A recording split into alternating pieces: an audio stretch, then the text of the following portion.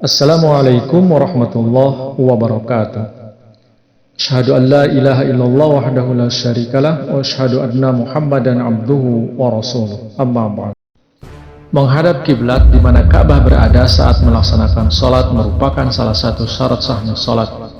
Hal ini diperintahkan oleh Allah Ta'ala sebagaimana firman-Nya, "Wa min haitsu kharajta fawalli wajhaka syatral masjidil haram wa innahu lal haqqu min rabbik wa mallahu bighafilin amma ta'malun."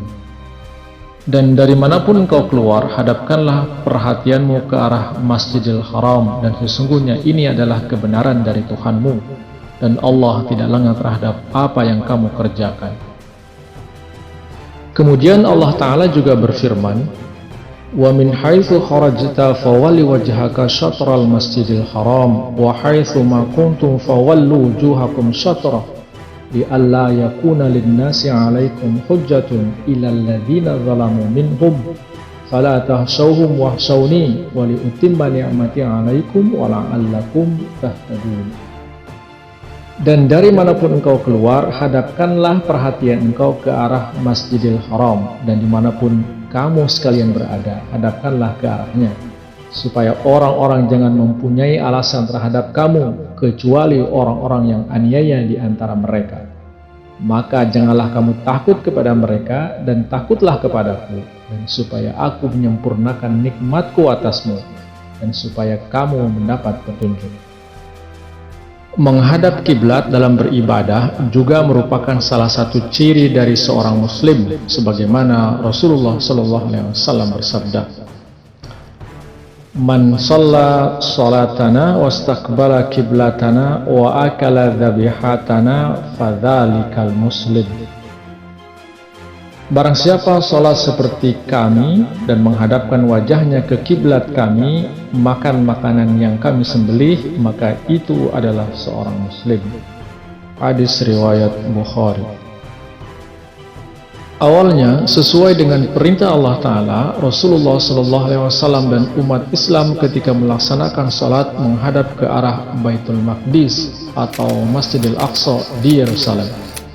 Kemudian, setelah peristiwa hijrah ke Madinah, barulah Rasulullah SAW dan para sahabat sholat menghadap ke arah Baitullah di Mekah. Tepatnya peristiwa itu terjadi pada saat Rasulullah sedang melaksanakan sholat zuhur di Masjid Bani Salamah pada hari Senin bulan Rajab tahun kedua Hijriah. Ketika itu Rasulullah tengah sholat dengan menghadap ke arah Masjid Aqsa. Saat sedang salat, tiba-tiba turun wahyu, yaitu surah Al-Baqarah ayat 144. "Qad nara taqalluba wajhika fis sama, falanuwalliyannaka qiblatan tardaha, fawalli wajhaka syatral masjidil haram, wa haitsu ma kuntum fawallu wujuhakum syatrah." Sesungguhnya kami sering melihat wajah engkau menengadah ke langit, maka niscaya akan kami palingkan engkau ke arah kiblat yang engkau menyukainya. Maka palingkanlah wajah engkau ke arah Masjidil Haram, dan di mana saja kamu berada, hadapkanlah wajahmu ke arahnya.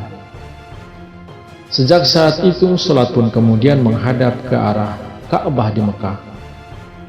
Saat berada di Mekah, Rasulullah SAW atas perintah ilahi menghadapkan wajah beliau di waktu salat ke arah Baitul Maqdis di Yerusalem. Oleh karena dalam hati sanubari beliau menginginkan ke Ka'bah sebagai kiblat, dan beliau pun mempunyai semacam firasat bahwa pada akhirnya keinginan beliau akan terkabul, maka beliau senantiasa mengambil tempat salat yang sekaligus dapat menghadap ke Baitul Maqdis dan juga ke arah Ka'bah. Tetapi ketika beliau SAW di Madinah, hal itu tidak bisa dilakukan mengingat letak kota berlainan arah. Beliau hanya dapat menghadap ke Baitul Maqdis saja. Keadaan itu menjadikan keinginan hati beliau yang mendalam itu menjadi lebih mendalam lagi. Beliau senantiasa menaati perintah Allah Ta'ala. Beliau tidak mendoa bagi perubahan itu, tetapi beliau dengan penuh harapan dan keinginan menengadah ke langit menanti perintah mengenai perubahan itu. Dan akhirnya keinginan beliau SAW terwujud. Perpindahan arah kiblat dari Baitul Maqdis ke Baitullah menjadi celaan orang-orang Yahudi. Untuk menjawab celaan mereka, Allah Ta'ala berfirman, walillahil masyriq wal maghrib fa aynama tuwallu fa thamma wajhullah innallaha wasi'un alim. Dan kepunyaan Allah timur dan barat, jadi kemanapun kamu menghadap, di sanalah perhatian Allah. Sesungguhnya Allah maha luas, rahmatnya lagi maha mengetahui. Kemudian, sayaqulus sufaha'u minan nasi ma wallahum an qiblatihimul lati kanu 'alaiha qulillahil masyriq wal maghrib yahdi man yasha'u ila siratin mustaqim. Orang-orang bodoh di antara manusia akan berkata, apakah yang menyebabkan mereka berpaling dari kiblat mereka yang mereka telah berada di atasnya? Katakanlah, timur dan barat kepunyaan Allah. Dia memberi petunjuk kepada siapa yang Dia kehendaki ke jalan yang lurus. Pemilihan arah tertentu untuk beribadah tidak begitu penting. Apa yang penting ialah jiwa ketaatan kepada Allah dan semangat kesatuan di antara orang-orang yang beriman. Timur dan barat adalah kepunyaan Allah, maka pilihan timur atau barat itu tidak begitu penting, dan karena tujuan hakiki adalah hanya Allah. Pada saat kondisi tertentu atau dalam keadaan darurat seperti dalam perjalanan di atas kendaraan, sesuai dengan kondisi, salat tidak mesti harus menghadap ke arah Ka'bah. Beberapa hikmah yang bisa dipetik mengapa harus menghadap ke Ka'bah saat melaksanakan salat. Yang pertama, timur dan barat adalah kepunyaan Allah, maka pilihan timur atau barat itu tak begitu penting. Dan karena tujuan hakiki adalah hanya Allah, maka menetapkan arah tertentu itu terutama sekali dimaksudkan untuk menciptakan rasa persatuan. Yang kedua, Makkah itulah tempat di mana mula-mula diturunkan agama Islam. Jadi seolah-olah kita dipanggil oleh Allah Ta'ala dari sana, maka perlu kita menghadap ke sana juga. Yang ketiga, Islam perlu mengadakan persatuan bagi seluruh umat, oleh karena itu ditetapkan satu kiblat bagi mereka. Yang keempat, di Mekah terjadi beberapa peristiwa penting mengenai Nabi Ibrahim alaihissalam, Nabi Ismail alaihissalam, dan Siti Hajar, yang menimbulkan keyakinan dan keimanan di dalam hati orang-orang yang mengetahui peristiwa tersebut.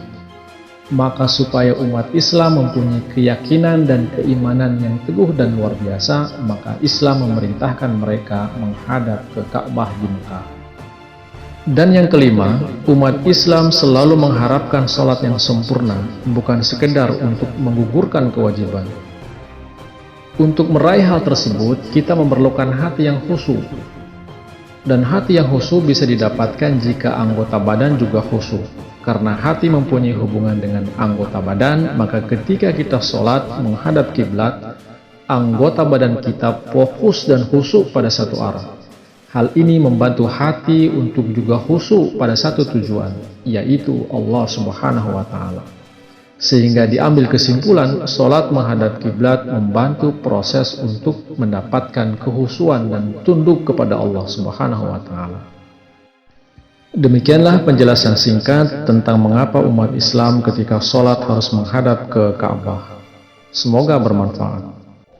Wallahu a'lam bishawab. Terima kasih. Wassalamualaikum warahmatullahi wabarakatuh.